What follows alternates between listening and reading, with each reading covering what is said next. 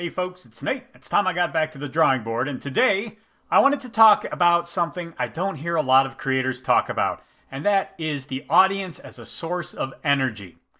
I think a lot of creators don't talk about this because they are used to creating in the abstract. You don't create in front of people very much anymore. This is something I really draw from a long experience I have as a live performer. Without getting too deep into my background, I have been on stage in front of people in youth choirs and playing instruments from a very young age. And there is something that you get from that experience in front of the audience, which is very powerful and very useful to you as a creator. And I feel like in the age of social media, when any creator, even an author or an illustrator who should be able to draw on that energy very easily, where no author or illustrator in that kind of position has been before.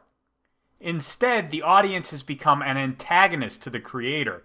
And I don't understand this. The audience is great. Man, if you have ever been in a packed theater on opening night, you know how much anticipation and excitement and energy that audience brings to you. Now, there are a lot of differences between the experience of, say, a YouTuber or an illustrator or even a musician who uses the internet as a way to promote their music and an actual live performer. For starters, there is that barrier. You are still performing in isolation. You are at your computer speaking into a microphone, as I am doing right now, or you are drawing something by yourself and then publishing it on Instagram or some other social media platform. So it's not exactly the same environment. You don't have the same level of feedback. You don't have the same level of immediacy. You can't draw on that energy in the same way, the way, say, even a sketch artist who does caricatures on a boardwalk could do. And that is a disadvantage. Another issue is that when you are in a theater 9 times out of 10, you have someone who has committed a great deal and is already invested in being interested in and enjoying your performance, your art, or whatever your artistic endeavor is. After all, they got their butts up, they left the house, they probably paid money, and they are committed. They are committed to enjoying themselves. And part of what you get as a performer from that audience that has already decided, hey, I want to do this, this is something I'm really interested in, is you get to feed on their interest, their excitement for this thing they are about to do. Now, you can lose that very fast. Anyone who has done performing arts can tell you an audience can turn from you, and not even turn against you, just lose interest very quickly.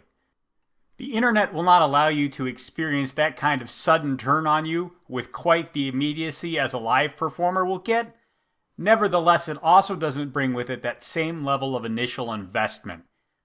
Most social media platforms allow you to engage with creators at no investment of your own, or very little at least. It costs you your time and some of your personal data. Because let's face it, if you're using one of these sites, they are mining your data. That's their product. Anyways, the point is, you, the creator, are not getting the same kind of buy-in from your audience as a live performer is going to get in a live venue. So those are the ways that you don't get the same level of benefit as a live performer from this level of interactivity you have with your audience. Nevertheless, you have an audience that you can interact with very easily, and that should bring a great deal of energy. Man, after a live performance, when somebody you've never met before comes up to you and says, I really enjoyed that, that brings a great boost to a performer. And man, you can get that very easily on the internet.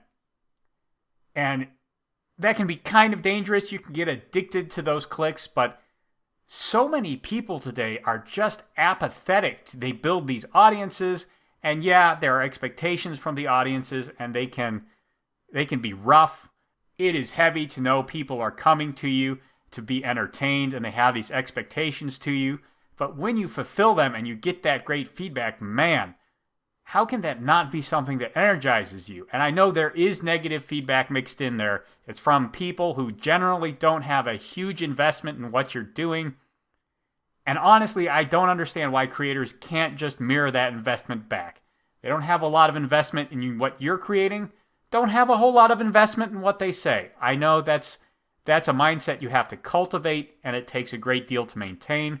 But I think the benefits of being able to harvest that energy from the audience, that tension, that anticipation, that excitement, should really make it just such a thrill to create. I don't understand these people who become hostile to their audiences. And if you are watching this, if you're listening to this, and you're scared of putting creative stuff out there on the internet, man, let me tell you, the negative stuff does suck, but the energy you get from the positive feedback can drive you to further heights, and I highly, highly recommend you engage with and embrace that energy. It's not that hard to build the mental disciplines to take constructive feedback and grow from it, and to just discard the random feedback you get from people who aren't invested in what you're doing. And on the second front, there is a good way to gatekeep investment. And I think that is a really important thing to do in the modern attention economy. Lots of people who are bored are going to find what you're doing. They're going to engage with it for 30 seconds. They're going to laugh and say, "Ha ha, you suck," and they're going to move on. How do you filter out that noise and get the really important feedback that will allow you to be energized by positive feedback and to put that energy into growing from the constructive feedback? What I recommend doing is finding a way to gatekeep investment. The simplest thing to do is to put your most serious and important work off the beaten path. Outside of the reading performances that I do of my own stories on the Horizon Talker channel, I don't really put a whole lot of my fiction work out on social media. I don't put it here on YouTube. I have my writing vlog, which is really more my thoughts on writing than it is really talking about my writing. But I put it off the beaten path. It's on a WordPress blog that I maintain for that purpose, and people have to put a little investment. Yeah, they have to go to that link. They have to click through. And if you're interested in reading that, by the way, I will link it down below in this video.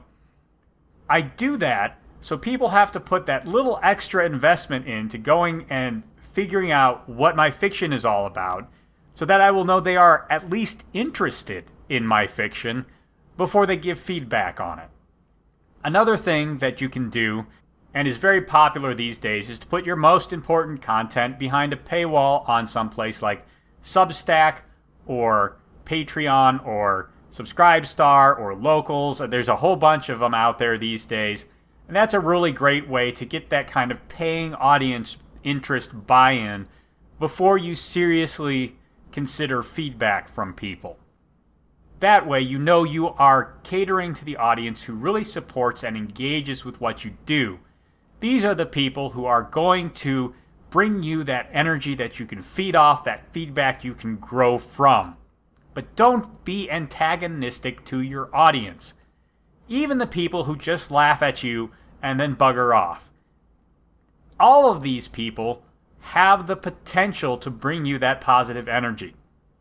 In every live performance, there are people who are dragged there by friends or by their parents or by their dates who don't really want to be there. And you have the opportunity to win them over, to make them part of that positive energy loop that makes the best in-person performances great. The entire internet are those people for what you are creating. Put your best foot forward and you can win them over.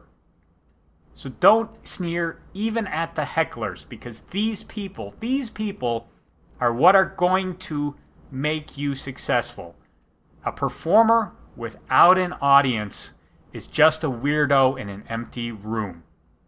Value your audience, value the energy they bring you, and you will be a much better creative artist, creative performer, creative musician, creative whatever you like to create, you will create better with the energy and feedback of an audience than you will laughing them off and ignoring what they have to bring to the table. The audience is energy. Feed on it and everyone benefits. Anyway, that's all I've got for you today. There's a like button and a subscribe button down below. Let me know how you like to engage with your audience if you're a creator, or just what your favorite performing art experience has been if you're not. That's all I got for you today. I'll talk to you later.